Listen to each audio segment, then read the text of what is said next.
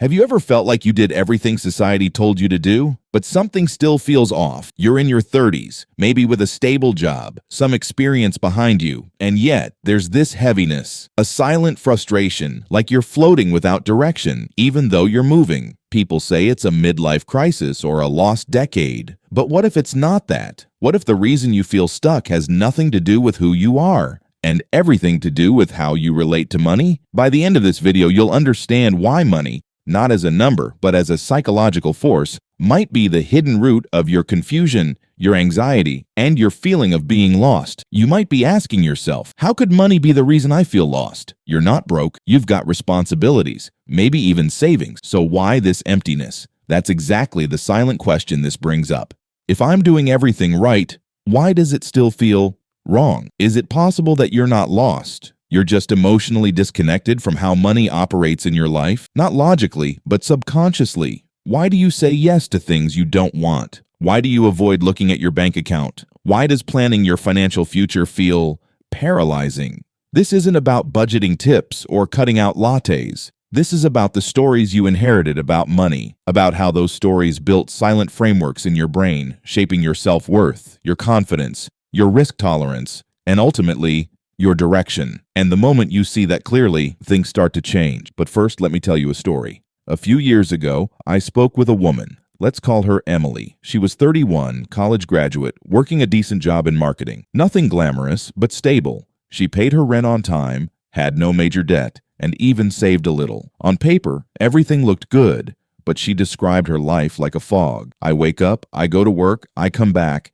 and I feel like nothing actually moves. It's like I'm alive, but not living. At first, she thought it was a quarter-life crisis, or that she just needed a new job. But then I asked her one simple question. What's your earliest memory involving money? She went quiet, then slowly said, I remember my dad screaming at my mom because she bought new shoes. He yelled, "Do you think I'm made of money?" And it ruined the whole night. That moment stuck with her. Without realizing it, she had come to associate money with conflict, shame, and tension. And as an adult, she avoided money decisions altogether. Not spending too much, not investing, always staying small. Because money caused fights. That's when it clicked. She wasn't stuck because she lacked motivation. She was stuck because deep down, her brain believed money was dangerous. Now, that's just one person. But what if you're carrying beliefs like that too? Beliefs that feel invisible until you finally name them? Money is an emotional mirror. Look at how you treat money, and you'll see how you treat yourself. Not just how you spend, but why you spend. Do you buy things to feel worthy?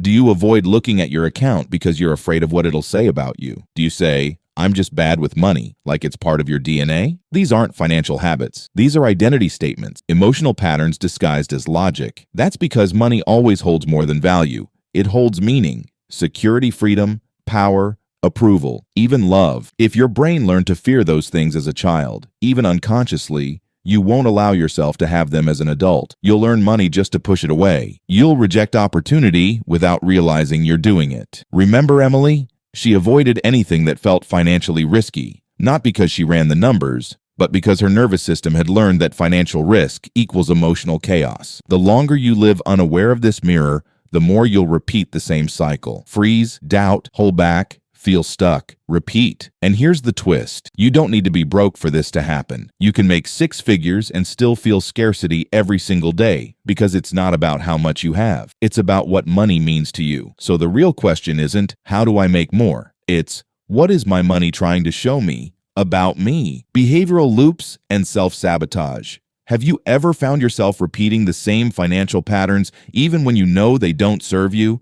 You promise you'll start saving next month. You swear you'll stop impulse buying. You open a budgeting app, use it for 3 days, and then ghost it like a bad date. It's not that you're lazy. It's not that you're irresponsible. It's that your relationship with money is running on autopilot, built by beliefs you didn't consciously choose. These are behavioral loops, emotional scripts that play in the background like mental software. And like any outdated software, they can crash your system at any moment. Maybe you grew up seeing money cause stress, so now you avoid it to protect your peace. Or maybe money was used as control, so having too much now makes you feel guilty or even unsafe. So what do? You overspend to feel momentary freedom. You underspend out of fear. You stay stuck in jobs you've outgrown because the comfort of a steady paycheck outweighs the pain of staying small. Every decision feels reasonable on the surface, but quietly, you're building a life around avoidance, not intention. Until you pause and ask, is this behavior mine? Or was it programmed? Once you see the loop, you can start rewriting it. But many of us keep reliving the same scene, waiting for a different ending. Financial disconnection equals mental paralysis.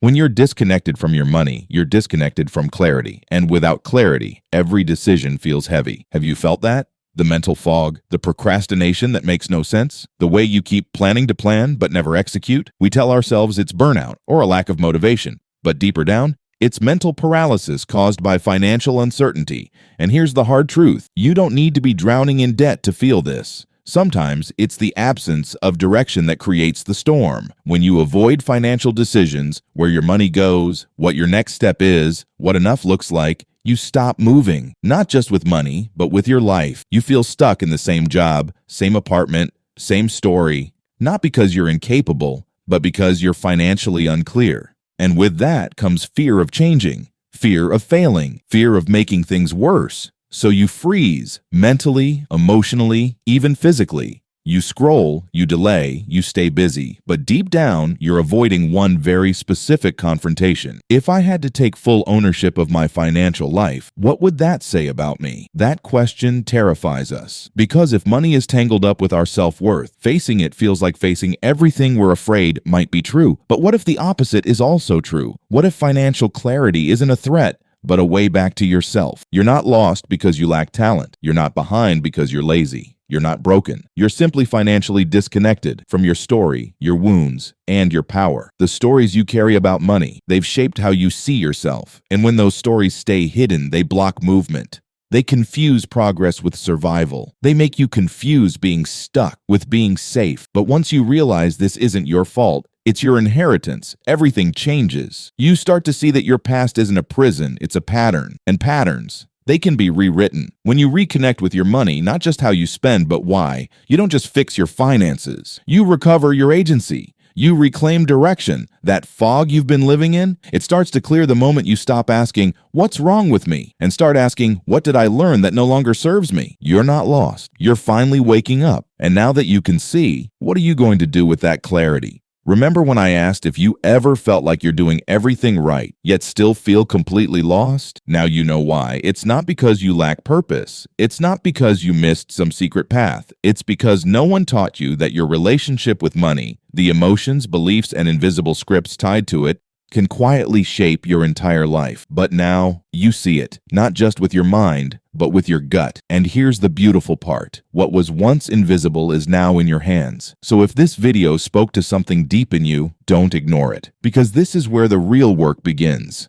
If this message opened a door, keep walking. There's more waiting for you. And if you're ready for the next step, the next video is where your rebuilding starts. You're not lost. You're just waking up.